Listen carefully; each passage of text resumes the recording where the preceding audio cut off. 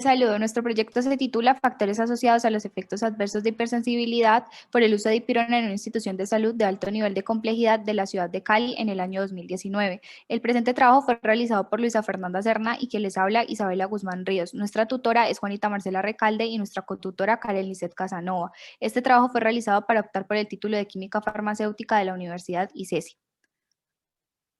En el transcurso de la presentación vamos a abordar la introducción, metodología, resultados y discusión y conclusiones de nuestro proyecto.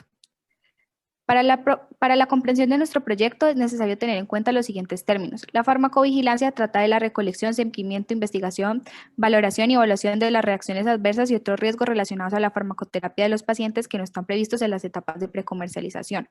Para el desarrollo de las actividades de farmacovigilancia existen diferentes métodos. Uno de ellos es la farmacovigilancia pasiva, que se realiza cuando el notificador obtiene la información de manera espontánea o directa por parte de profesionales o pacientes. Por otra parte está la farmacovigilancia activa, que es cuando el notificador realiza una acción que está encaminada a obtener la información. De acuerdo con lo anterior, en los últimos 43 años, múltiples medicamentos han sido retirados del mercado a causa de los efectos adversos graves reportados, entre ellos la dipirona, que es un medicamento que tiene propiedades analgésicas y antipiréticas y antiespasmódicas, y debido a las alertas generadas por la Food Drug Administration, ha sido retirada de diversos países. El Instituto Nacional de Vigilancia de Medicamentos y Alimentos, INVIMA, en Colombia, reportó 2.499 reacciones adversas asociadas a dipirona, entre las que se encontraban urticaria, diaforesis y disnea, esto en el periodo comprendido en el año 2015 al año 2019. Las reacciones ocasionadas con mayor frecuencia por dipirona se catalogan como reacciones adversas de hipersensibilidad. Los antiinflamatorios no esteroideos son los medicamentos más frecuentes implicados en este tipo de reacciones. Estas se pueden agrupar en 4 según la clasificación de Hell y Copps, el cual depende de los componentes del sistema inmune que inician la respuesta y la naturaleza del antígeno. Las personas que presentan reacciones adversas de hipersensibilidad son más frecuentes si presentan antecedentes de alergias previas, la edad, ser mujer, y puede aparecer urticaria, lesiones en parches eritematosos, rash y prurito. En cuanto a la metodología, el diseño del estudio que se llevó a cabo en la clínica en Banaco es observacional analítico de casos y controles. Se realizó durante el primer semestre del año 2021, en el cual se evaluaron las historias clínicas de los pacientes que hicieron parte del grupo caso y control en el año 2019. Los criterios de selección para los pacientes caso, en los de inclusión se encuentran pacientes adultos que hayan presentado efectos adversos de hipersensibilidad a medicamentos y se reportaron al programa de farmacovigilancia de la clínica durante el año 2019. En los criterios de exclusión están los pacientes menores de 18 años, pacientes con alergias conocidas al medicamento con el cual presentó el efecto adverso, pacientes con registros incompletos de variables de interés. Para los pacientes controles, los criterios de inclusión son pacientes de igual sexo con una edad de más o menos 5 años y que pertenezcan al mismo servicio clínico donde el caso fue atendido durante el año 2019. Y los criterios de exclusión son los pacientes que durante su estancia hospitalaria presentaron cualquier reacción de hipersensibilidad a medicamentos, pacientes menores de 18 años y pacientes con registros incompletos de las variables de interés. Para el muestreo, de acuerdo con los criterios de selección, se incluyeron en el estudio 60 pacientes casos y 60 pacientes controles, es decir, tuvo una relación 1 a 1. Aquí es importante mencionar que para los pacientes controles se realizó una aleatorización de las fechas y de los mismos, y asimismo se revisó las historias clínicas. También tenemos la definición de las variables que serían las variables dependientes en este caso, las cuales están las reacciones de hipersensibilidad. Se encuentran las tipo 1, la reacción se presentó minutos a horas después de la exposición al fármaco, las tipo 2, donde este tiempo es variable, las tipo 3, la reacción se presenta de 4 a 6 horas después de la exposición al fármaco, las tipo 4, donde las reacciones se presentan mayores a 24 horas después de la exposición al fármaco. También tenemos las variables independientes, donde se tenían variables sociodemográficas como el sexo y la edad, y el nivel operativo era la forma en la cual nosotros registrábamos la información y cómo estaba siendo clasificada de acuerdo con los pacientes casos y controles.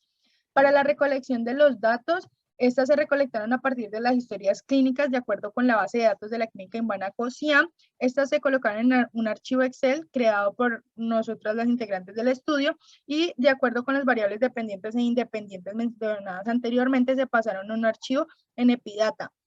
Para el análisis de los datos se utilizó EpiDat para hallar la frecuencia de la aparición de los efectos adversos de hipersensibilidad entre las variables estudiadas y se utilizó OpenEpi, en el cual se halló el valor del chi cuadrado, el valor P, donde si era mayor al alfa se aceptaba la hipótesis nula, es decir que las variables eran independientes. Si era menor a alfa se rechazaba la hipótesis nula, es decir que estaban asociadas. y el valor P, si era igual al alfa, indicaba un riesgo de error del 5% de concluir que existe una asociación entre las variables. También se calculó el odds ratio, en donde el OR era igual a 1, indicaba la ausencia de la asociación entre las variables. Si era menor a 1, significa que la asociación es casi nula entre las variables. Si era mayor a 1, significa que las variables estaban asociadas. Aquí es importante tener en cuenta el intervalo de confianza, porque si este contenía el 1, significaba que estadísticamente la prueba no era significativa y por lo tanto no se podía concluir. Siguiendo con los resultados y la discusión, de acuerdo con el reporte de farmacovigilancia de la clínica en Banaco entre enero y diciembre del año 2019, se reportaron 107 pacientes que presentaron efectos adversos de hipersensibilidad a los medicamentos. De la muestra, 60 fueron incluidos como pacientes caso y 60 como pacientes control. De acuerdo con la tabla, se puede observar que hay mayor frecuencia en el número de mujeres con un porcentaje del 63,33% que presentaron el efecto adverso de hipersensibilidad frente a los hombres con un 36,67%. Esto concuerda con la literatura debido a que las mujeres son más propensas a presentar efectos adversos de hipersensibilidad debido a sus características. En cuanto al rango de edad, se encontró que la mayor frecuencia, con un porcentaje del 56,67% de los pacientes que presentaron el efecto adverso de hipersensibilidad, estaba entre las edades de 27 a 59 años. Lo anterior no concuerda con la literatura, ya que los adultos mayores son los que se encuentran más propensos a presentar estas reacciones adversas de hipersensibilidad debido a su polifarmacia y a sus condiciones clínicas. Siguiendo con la siguiente tabla, vemos los medicamentos que ocasionaron el efecto adverso en los pacientes casos. De las reacciones de hipersensibilidad presentadas, 28,33% fueron causadas por dipirona y el 71,68% fueron causadas por otros medicamentos. Entre los otros medicamentos, los que más presentaron efecto adverso de hipersensibilidad fueron los AINES, seguido por los antibióticos betalactámicos y los medios de contraste. Continuando con la siguiente tabla, se presenta la frecuencia de aparición de las variables uso de fármacos concomitantes a producir el efecto adverso, uso concomitante de antialérgicos y vía de administración y dosis. En cuanto a la variable de uso concomitante a producir el efecto adverso, esta tuvo un porcentaje de frecuencia del 21,67% y se encontró que los medicamentos administrados concomitantemente en su mayoría eran AINES. Con respecto a la vía de administración, tanto para los pacientes caso como para los pacientes control, la que tuvo mayor frecuencia fue la vía intravenosa. Esto concuerda con la literatura, ya que las vías inyectables son las que tienen un contacto directo con el torrente sanguíneo y pueden producir efectos adversos de hipersensibilidad. En cuanto a la asociación de efectos adversos de hipersensibilidad con las variables de estudio y los pacientes caso y control, en la tabla 4 se encuentra la asociación de efectos adversos de hipersensibilidad en pacientes casos y control y la exposición al medicamento de dipirona. Aquí se puede observar que de acuerdo con el valor P de 0,6829 se tiene que es mayor al alfa, por lo cual las variables son independientes y no tienen una relación significativa. Con respecto al valor del OR, se tiene un valor de 0,797, lo que indicaría que hay 0,797 más posibilidades de no ocurrir efectos adversos de hipersensibilidad en los pacientes. Sin embargo, como el intervalo de confianza contiene el 1, la prueba no es estadísticamente significativa, es decir, que no se puede concluir que estar o no expuesto al medicamento es un factor de riesgo para presentar este efecto adverso de hipersensibilidad.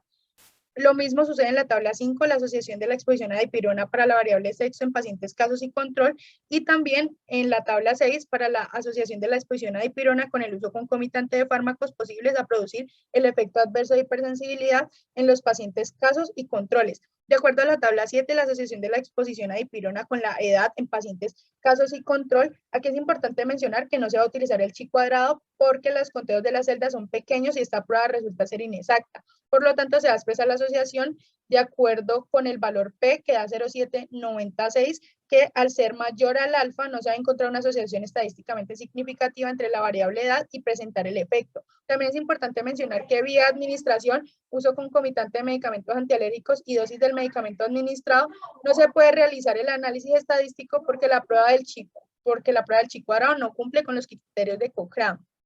También, de acuerdo con los resultados obtenidos en el estudio, no se encuentra una asociación significativa entre estar expuesto al medicamento y presentar el efecto adverso. Por ello es importante recalcar que dipirona es un medicamento utilizado con una alta frecuencia en el ámbito hospitalario y se recomienda a futuros investigadores recolectar un mayor número de datos, especialmente para los pacientes pasos y control, para así tener unos resultados más concluyentes. Siguiendo con las conclusiones, de los pacientes revisados se obtuvo una mayor frecuencia en el número de mujeres tanto para los casos como para los controles del 63,33% frente al 36,67% de número de hombres. Con respecto al rango de edad, la mayoría de los pacientes que presentaron el efecto adverso de hipersensibilidad con un porcentaje del 56,67% se encontraban en las edades de 27 a 59 años. Adicionalmente, las reacciones adversas de hipersensibilidad de tipo 1 tuvieron una mayor frecuencia con un porcentaje de 83,33%, siendo este el resultado esperado. Las pruebas estadísticas que se realizaron de asociación entre las variables y la aparición o no del efecto adverso de hipersensibilidad arrojaron un valor P menor al 0,05% y un OR menor al 1, lo que podría indicar que la relación entre las variables estudiadas es casi nula. Sin embargo, en el intervalo de confianza del OR está contenido el 1, por lo tanto la prueba no es estadísticamente significativa y no se puede concluir lo anterior.